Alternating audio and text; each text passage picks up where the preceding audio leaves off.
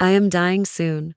Please, don't let it escape. As the title should read, it would seem like my departure from this world is near. I debated for a long while on how to handle this. I am filled with the normal sorts of fears and concerns about dying. However, I may have an additional clue as to what will happen as well as additional duties to take care of before I die. And it's because of these that I write this now. Simply put, I have a thing in my basement that won't die and cannot be left alone. And I'm afraid what will happen after I pass, what it will do and how long until it escapes. Now I know this may all sound like the last thoughts of a demented dying man, to which I would say I am dying, but I am completely sound of mind. It may help to go back to when I first confronted the thing. I was born and bred in Belford, Mississippi. I'm 86 now, and it was in fact when I was 8 years old that I met it. My sister and I had been playing outside, her by the vegetable garden and me around the toolshed in the backyard where my pa had badgered me to stay away. If only I had listened, I know not how differently my life would have turned out.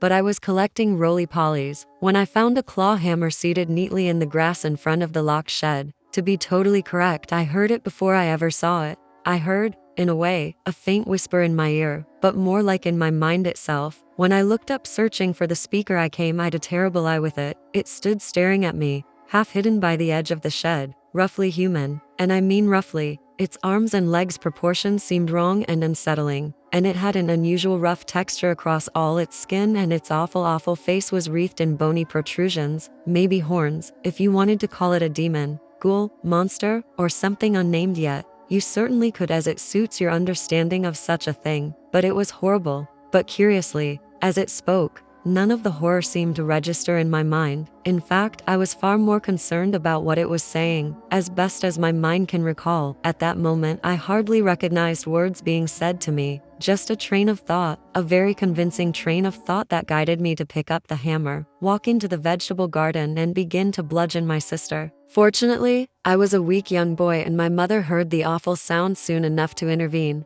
My sister lived, however, a much abbreviated life, less than half of what I've lived so far, and through its entirety, she was deeply handicapped physically and mentally, never getting a moment where she didn't require support. She told me once, decades ago, that she forgave me, but I don't know if she truly knew what she was saying when she said it. On that day, it was after my mother shook me to sense that what I had done came crashing onto me, and the words that had flowed so smoothly, like chocolate through my mind, came to manifest in their vulgarity and brutality. Suddenly, I was overwhelmed with these words, some I had never heard before, screaming around in my head. I was taken to a psychiatric ward for many months. Initially, I insisted on the entity that I recalled looking at me from around the corner of the house in the moments where my mother clutched my bleeding sister and carried her into the house and stood there in the garden. It might just be an addition made over time, but I can picture it waving to me. Eventually, I abandoned my insistence so I could be released. It would be many years later, when I was 24, now living in Braxton, Missouri, when I was driving along a county road past a children's party in a park when I saw it again. It would seem that some landscaping was being done nearby, and a gardener's shears had found itself in a little secluded spot just past the tree line around the park. It was this dirt road that gave me this fortunate angle. I saw the thing, just tucked behind a tree, beckoning to a young girl who had strayed from the party. I parked my car as quietly and quickly as I could before I skulked over. It had begun its whispers. She stood there as still as the trees around her, frozen in trance. One thing I learned then, and has continued to be true, is that this thing is greedy and lustful for pain and violence beyond all else. It is only because of this weakness that it was distracted and careless enough for me to get behind it. Amongst the landscaping tools, I had spied a sledgehammer and snatched it up. As I approached, I got a better view of it. I learned that it stands above 7 feet in height in this form. It bends its spine in a grotesque manner to be at nearly head height with its prey, but it was busy weaving its curse on her, which gave me my opportunity. To note too, if you aren't its target, you can hear the words it speaks clearly, and I nearly blew my chance when I heard the horrific things it was instructing the girl to do. I remained hardened and brought the sledgehammer down on its head. I followed that with a couple more swings immediately before inspecting my work. I noticed that the girl began swaying and seemed as if waking up from a dream. So to spare her, I was able to pivot out of sight behind the trees, and with the creature lying on the ground when she woke, she seemed to only wonder why she was so far away from the party, and as cake was called, she seemed to forget the episode completely and ran off. As soon as I judged she was out of earshot,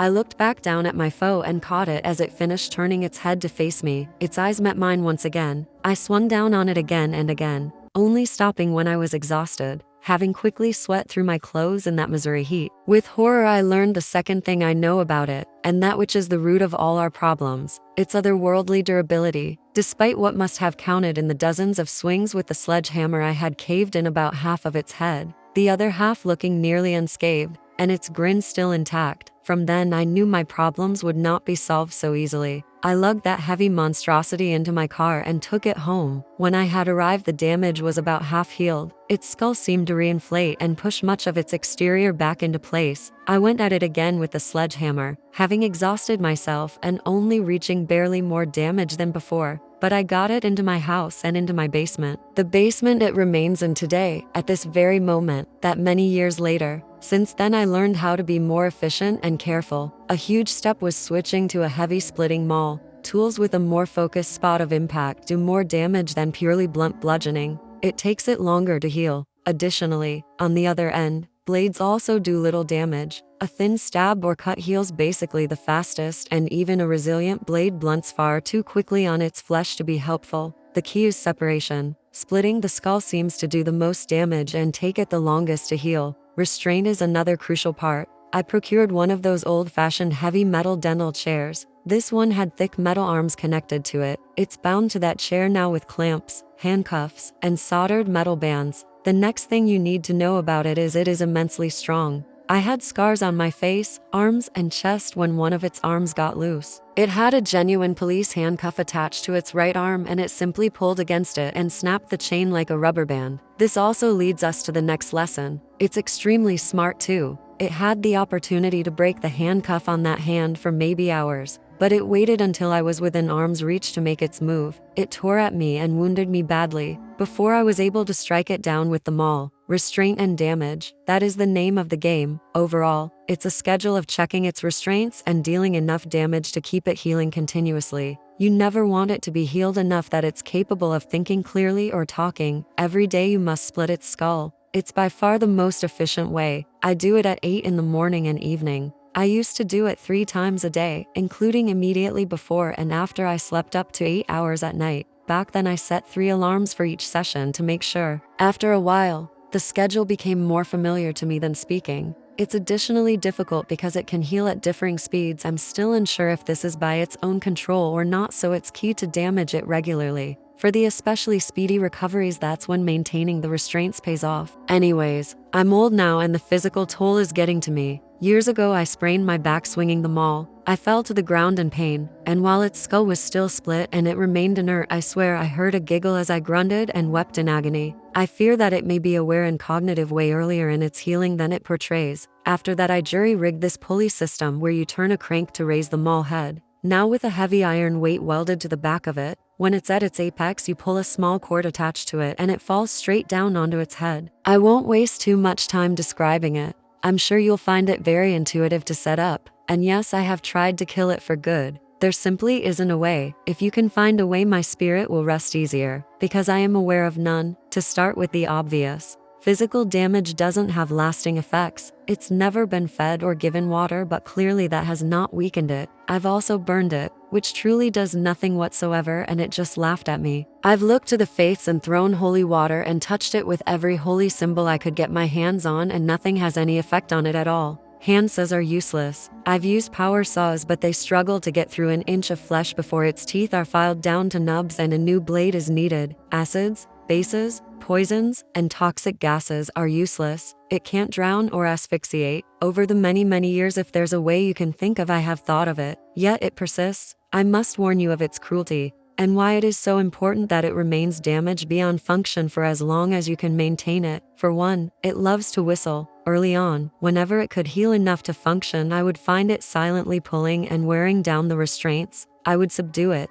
then repair and reinforce its restraints again. I think over time it learned that it couldn't do enough damage to escape in the little time before I returned, so it took to whistling to me. I don't know how it knows it, but it's the song my mom sang to my sister and I when we were children. It may just be my mind responding to some abhorrent curse it spits from its teeth, or perhaps it's seen into my mind and it found this song that I haven't heard in so many decades. Similarly, Sometimes it chooses to speak in the voice of someone you love. For me, it's either my sister, mother, or my pack, but those are the only people I've ever loved, so I don't know who it's capable of mimicking to you, or what you may hear or even see, and I apologize to you for this especially. When I die, someone will have to take this job for me. I would entrust it to a family member, but with this burden, I never was able to pursue long relationships in my life. A couple foolish times in my youth, I made some half-hearted doomed attempts, but after all, I couldn't stay away longer than 8 hours at a time, and every minute passed, I would be worrying what was happening in my basement, and what happens if I was to bring someone to my home. After some time, I would have to kick them out or disappear for a while to split its skull. They would have to eventually notice my peculiarity, and then what? There's questions I can't answer. I can never show them, never share it with anyone. I can't expect them to understand, to not be terrified of me. So I took this burden on in solitude, and that, unfortunately, is the greatest price I must ask of you. You will have to live a life of isolation and simplicity. No dinner parties, no bringing partners home, no sounds of little ones running. It will be you, it, and the sound of a splitting skull repeatedly, every single day. And once you take it on, you cannot share it. Keep it hidden, keep it quiet. It will be yours to bear alone, as it was mine, and your life will be lonely and your death will be quiet. That's truly what I am asking you. Beyond all the physical and emotional turmoil it will bring you directly, it is the life and loneliness that you will have to accept. I am hoping that someone out there will be willing to accept this and live in silence as I have up until this point. Maybe you'll fare better than I and be able to find a lasting solution. But if not, do your best to shoulder it. Be gentle with yourself, and when your time comes, like mine nearly has, pass it on to the next. If you choose to accept this, come to my house. I live in Braxford, Missouri. Come here and ask any old feller for directions to the Debson house behind the old grain mill. If I am still alive, I will greet you and show you everything and prepare the handoff for when I die. If I am already dead, the spare key is under the mat. There will be a sticky note on my computer with my login information. When you have accepted this responsibility, sign onto this account and delete this story so no more have to know than necessary. If this story is still up, then the job is still open. Just hopefully I'm not dead for too long before someone takes the torch. If I am and it has regenerated and succeeded in its attempts to escape, then pray for everyone.